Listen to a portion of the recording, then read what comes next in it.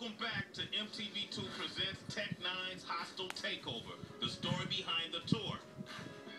Contrary to what you may have heard, life on the road is not all fun and games. Life on the road, man, it's pretty much like a traveling prison. Being on a bus with 6 guys or more, you know what I mean? It's like everybody's always moving, everything's happening. You have to get used to living with 40 people.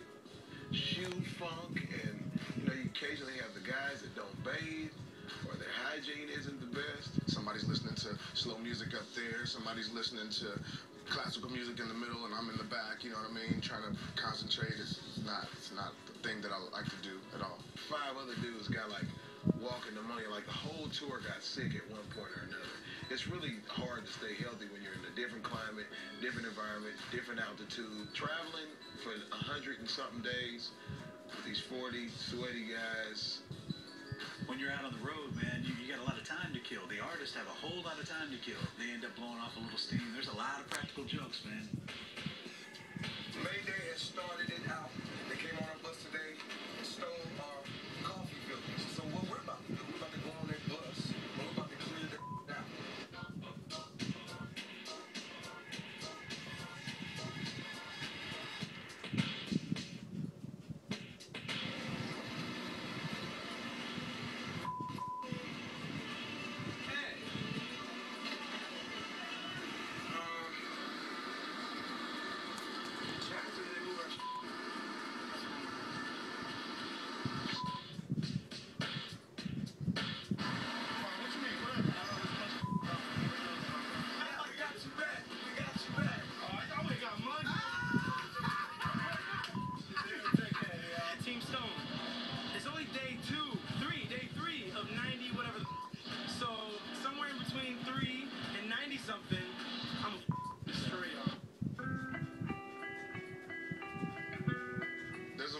Tour starts to mess with you. When you get in the 80 mark, your body is like, ugh. The crew is working anywhere from 12 to 14 hours a day, every single day. So the monotony that kind of sets in is really big. The artist has to maintain their voice after doing show after show, night after night. There was one point of the tour where I want to say we did 34 shows in a row without a single day off. So when you think about having to do that same Groundhog Day routine every single day for 30 plus days, man, there's a certain amount of anxiety that builds in. You start to see people's attitudes flaring up and people almost getting into fights, the stage hands and the security, you know, having differences and stuff like that. I learned how to adapt when people have attitudes and not have attitudes on top of it, just try to counter it with something funny or happy so people won't clash. So that's hard to do sometimes, you know, when you're going through things yourself. It's hard being away from family, you know, period. It's hard being away from people that you love. And we never had people drop off a tour.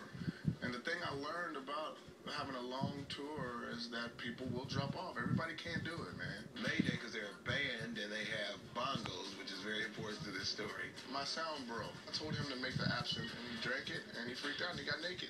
And then he starts checking Mayday. And I guess they're like, the bongos, man, they're not loud enough. And so he gets drunk. He strips his shirt off, pulls his pants down, pulls his underwear down, he's butt naked, and he goes, bongos loud enough now?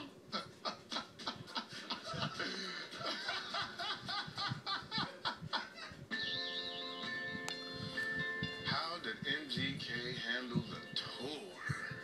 It was rough at first. A couple of tempers flared from both sides. All of them saying it was coming from his side. His side had a lot of good people on it. You know what I mean? But a couple of people had problems with MGK, but I was always in his ear. Like, all you gotta do is be nice. Be nice, brother. Be nice, be nice. Don't feed into the bull. Just be nice. Just make it through this. If you don't make it through this, man, you won't make it through nothing. It took 3 months to get into the groove, but I got into it 2 days ago. Finally feel it. I was feeling it before, but we're finally on a good streak. I stayed in his ear, and he thanked me for it afterwards. You know what I mean? turned 21 on this tour. So, you know, he's a young guy, man. He's a wild boy. But I stayed in his ear. On the last tour, we lost a person. We've never lost a person, you know what I'm saying, due to a shooting ever. On the tour, it was hard for us. It's always going to be hard to accept that we lost somebody that we took out on the road with us to do music, to get out of that sort of life. We have to beef up security. You know, we got an extra security guard, armed security. And it's different now, you know what I mean? I can't just wander off the bus anymore and talk on the phone, you know? I can't have people hanging around the bus, me just go out and sign autographs, you know? We have to check everybody, everything is really tense. I'm more alone now, so, you know, it's harder now, but it's necessary.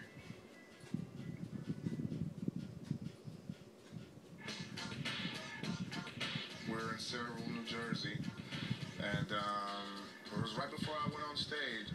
The power just went out. We have no power. I was like, yes. You know, I mean, this was like show 87 or something of the tour, so I was happy. Apparently somebody ran into the transformer that was the one that supplied the power to the building, and so I grabbed like a bullhorn and I went out to the crowd and I started like, yo, what's up, Kelly, baby? Like just hyped them up, told them we'd be back, and then Tech actually came out and rapped a verse like over the bullhorn. Picture back on the money, making rapping about the city, you know what I'm saying? Just doing verses, and it was so heavy because I didn't know how to really hold it. You know what I mean? So I did it for my fans. I told them I'd be back, and I did. Coming up, we'll find out what keeps a king like Tech9 motivated day after day. Knowing that you're technician number one, you want to do everything perfect. And what 2013 holds for the Strange Music crew. 2013 will be Strange Music's biggest year by far. And if we should expect to see another tour like this one ever again. If they're going to do a record-breaking tour, that's when I'll be doing more Little League games. All when MTV2 presents Tech9's Hostile Takeover. The story behind the tour continues.